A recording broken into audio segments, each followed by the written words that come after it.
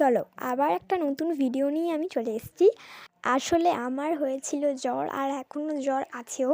তো এই জ্বরের সময় না আমার টক জিনিস খেতে ভীষণ ভালো লাগে। কুল তেঁতুল যাই দাও আমাকে খেতে এতটাই ভালো লাগে যে কী বলবো।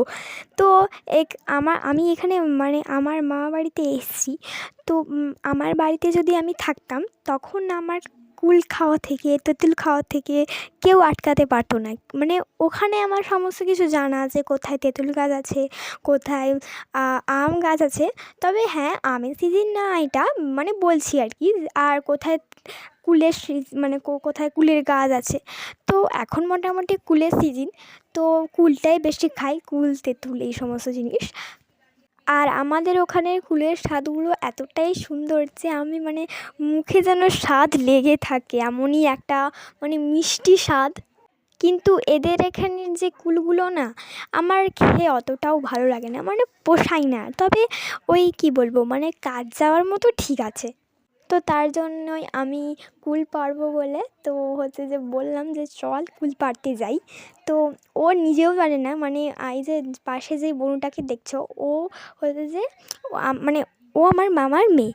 তো ওকে বললাম যে চল কুল পাড়তে যাই, কিন্তু ও আমাকে বলল যে আমি তো জানি না যে কুলের গাছ কোথায় আছে। তখন আমি জাস্ট অবাক যে তোর বাড়িতে তুই জানিস না যে কোথায় কুল গাছ আছে, চল তোকে আমি নিয়ে যাই আমাদের ওখানে, যে কোথায় কী গাছ আছে, কোথায় কী আছে এভরিথিং তোকে আমি সমস্ত কিছু বলে দেবো।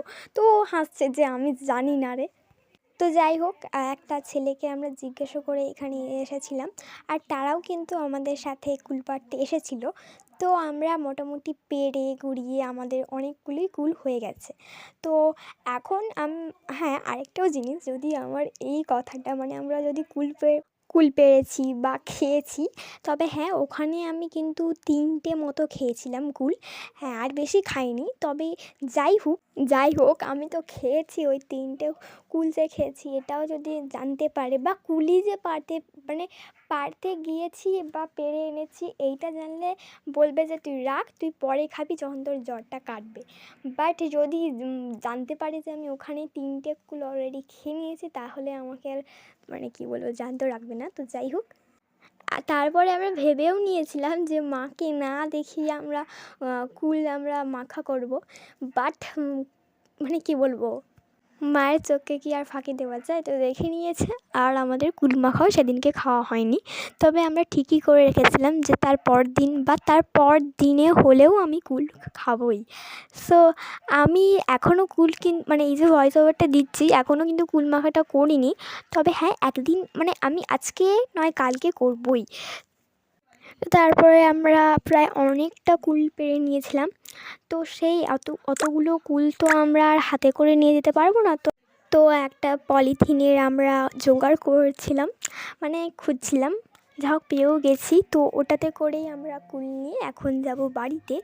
আর বাড়িতে গিয়েই ওই মা জেনে গিয়েছিলো, আর সেদিনকে আমাদের কুল মাখাও আর হয়নি। তো দেখি কবে করা যায়। আর হ্যাঁ, কুল মাখা যদি ভিডিও তোমরা দেখতে চাও অবশ্যই আমাকে কমেন্ট করে জানিও। আমি অবশ্যই কিন্তু তোমাদের সাথে শেয়ার করব যে কুল মাখা কেমন হয়। তো বাই, দেখা হচ্ছে নেক্সট কোনো ভিডিওতে।